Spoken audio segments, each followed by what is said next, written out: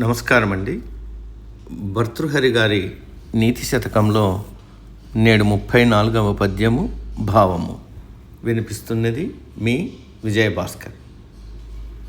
సత్యానృతా చ పరుషా ప్రియభాషిణీ చ హింస్రా దయాళురపి చార్థపరావదాన్యా నిత్యవ్యయా ప్రచుర నిత్యధనాగమా చ వారాంగనేవ నృపనీతి రనేకరీతి.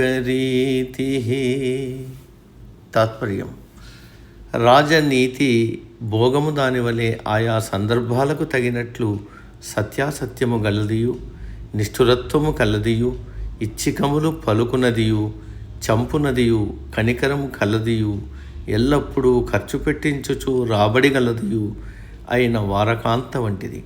అనగా రాజనీతి అనేది వేశ్య వంటిది అని ఈ పద్యం యొక్క భావం. సమాప్తం.